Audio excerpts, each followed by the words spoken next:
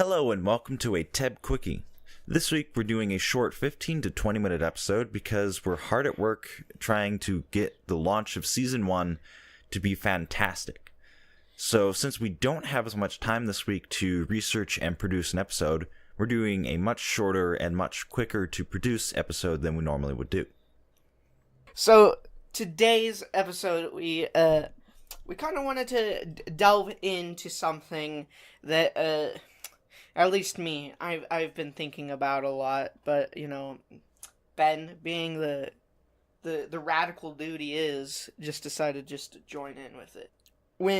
Fads, basically. Why are they good for a community and bad for a community? Is basically the idea of this episode. So let's get right into it. So I suppose one of the things is YouTube fads with the various kinds of creators. For a while, the big fad was Minecraft videos, then FNAF videos, then horror, just general horror game videos. But I think those have kind of been in fads since Slender, sort of the indie horror game. But now it's sort of subsided because it's become largely oversaturated. Yeah, I agree. I think it's almost safe to say that most people starting YouTube now have started off with some kind of gaming video. It's Most almost likely. safe to say at this point. Because, I started off with Minecraft videos, basically. Well, not really. I started out with skits, but, then it eventually went to gaming. Because I was like, that's quicker stuff to create, and I don't really need to edit them. So, then you fall into creating, and you did Mind Test. So, basically, I would say the voxel games are, they're really the go-to startup game. Voxeler horror, people. I would say. And I did a little bit of both. I did Mind Test, and then to try to vary the palette a little bit, I think I did Super Tux one video of that. And I also did the Henry Stickmin games because Markiplier did that. And if Markiplier does it, I should do it. Yeah, I mean, and this is, and I don't know how many of you you might not be typing in the comments at all right now, but we're not saying that it's terrible to make that kind of content. But at least what I'm saying is, when creating that content, you have to be unique. Is that safe to say? I think that's a good way to put it. I think that's pretty safe to say. We're talking about, the people that are just I'm trying to be this person. So, a vlog channel trying to be Casey Neistat. It's yeah, you can take inspiration. I'm fine with that. But the real thing is, how can you put your own twist on it? How can you make it unique? And that's really the thing that's, I think, lost on people. They, and, it might even be subconscious, people think, hey, I'm doing my own thing. But if you watch their videos, they're like, wow, you did, everything Casey Neistat would do. Which is,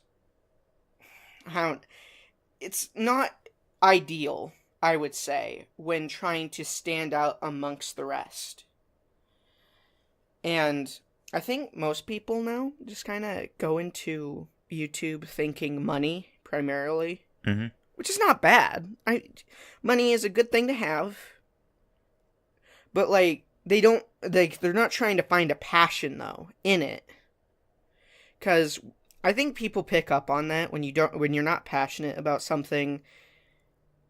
It really just shows. I think. Because you're not going to go through all the effort. You're not going to put in the time. And it's just, it's hard to explain. I guess. But the core idea is there. It's just, and the reason I think that doing these fads can be so bad is just because it's making everybody lazy. To some extent lazy, and to other extent, I like when people take a fad, but they put a twist on it and make it something original, and they put the time in. I think something else to bring up is probably memes, because memes kind of rely on fads to spread, which is the whole point of a meme.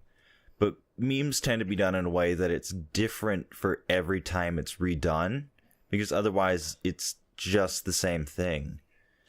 So in some ways, I would say fads are good because they help to drive more content, but they're not always good because depending on the community, they can drive a lot of the same content and not as much creativity as if there had never been a fad in the first place. Yeah, exactly. I mean, there might be a person out there that's saying, like, hey, you're basically part of a fad too, because podcasts are becoming a big thing right now, and we didn't say we're not part of this, you know. We're trying to put a twist on it. And that's why I'm saying fads are, but I'm going to say fads can be also good because it's like, now it's strengthening the community, though. Especially when it's like, you're your own individual person, you're doing something unique, and it's actually really good quality content, you know what I mean? Are podcasts a fad, though? I feel like podcasts were more of a fad in sort of the mid-2000s because a lot of people had a podcast, and a lot of creators and companies even had podcasts for their own series and projects. And then they sort of fell out of fashion with the rise of the vlog and sort of weekly updates. But now they're starting to come back again with H3H3 and Drama Alert and the like starting to come into play. But I would say things like Drama Alert fall more under news than a podcast even. I mean, it's possible. I mean, I've definitely seen a resurgence of podcasts, though. It's like, it is becoming a thing again. Everybody's trying to have a podcast now, it seems like. So, you know. Anyway, now a new form of channel, which actually, it's not a new form of channel, it's just, you know, it's been going for a while, but a big one is, like, just meme channels. That's, like, all they post is just crap, you know? Memes aren't necessarily crap either. Like, I would say that Grande is probably one of the most quality meme channels I've seen in a long time. Well, no, I'm just saying, like, or the, you know, You Laugh, You Lose channels. Like, those are... Yeah. Those are very lazy because most of the time they don't even make their own stuff. They just make a collection of it and then just be like, oh, don't laugh at this. Don't laugh at it. Or else you lose. But isn't the whole point of those videos that they are funny, so you should laugh at them because they are funny? Unless you happen to be really good at shoving your emotions deep down inside, like a lot of people are. But that's kind of just furthering the cycle of despair. Yeah, well, it's the challenge, I suppose, more or less. It's just the challenge of, hey, these things are hilarious, try not to laugh. But yeah, I get what you mean. Is it a challenge, though? Depending on the kind of person you are. Like, if you're the kind of person who's very outgoing with their emotions, I would imagine it's a tremendous challenge. But if you're the kind of person who tends to be more reserved with them, it's not so much. The sun burns my skin. That's why I never go outside. That's why I never seek human interaction. Okay, now we're going straight into dark and edgy. We don't need more Shadow the Hedgehog. Okay. I don't even know what Shadow the Hedgehog sounds like. I don't even know what I really don't understand this character other than he's an edgelord. Dark, despairing, and gloomy. He's an edgelord who uses guns. I know, that was so great. Okay. Let's move on from Sonic. We're gonna get all the Sonic fanboys on our behinds if we don't. Oh yeah, you can check out my DeviantArt, but don't steal my original character. That's mine. We are our original characters, dude. It's a sloth. My character's a sloth in the Sonic the Hedgehog look. So what he's is the, he's the reverse of he's the reverse Sonic the Hedgehog. He is Sonic's arch nemesis because Shadow is literally just not worth it.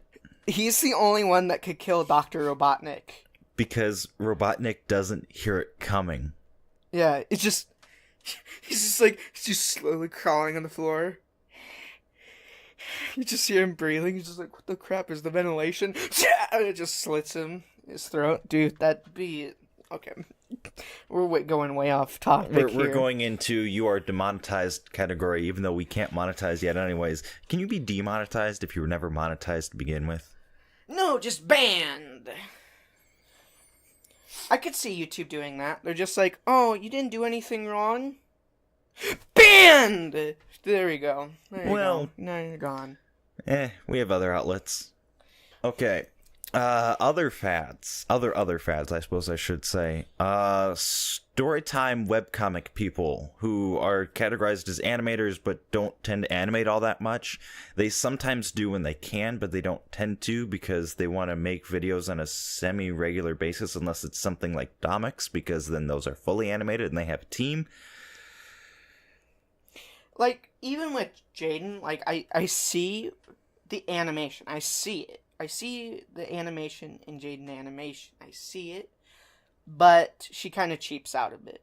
And I'm not trying to be rude. I'm not trying to be rude or anything. It's just a kind of a cheap out. It's like, some of this you're, like, doing really nicely, but then the other parts you're kind of just getting rid of. But that's just really a minor nitpick more than anything. But with the webcomic thing, it's like you saw a lot of people, like, it kind of got down to where it's like they were just copying other webcomic people. And it even got really to the point where everyone was just basically their character that they would talk through was the odd one is out. Basically. It's a white character that's very bubbly and is just completely white.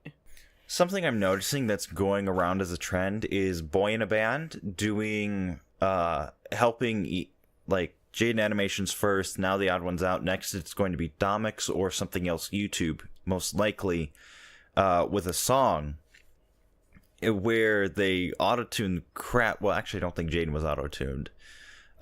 You could tell it wasn't really auto-tuned, but the odd one's out was heavily auto-tuned. Excuse me.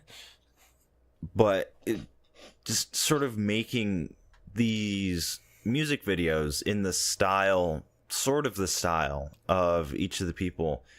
And that is probably going to become a trend here. I give it a week, maybe a month. Interesting. So you believe Boy in a Band himself will be the trend? No, I believe that the style of video will become a trend in maybe a month's time.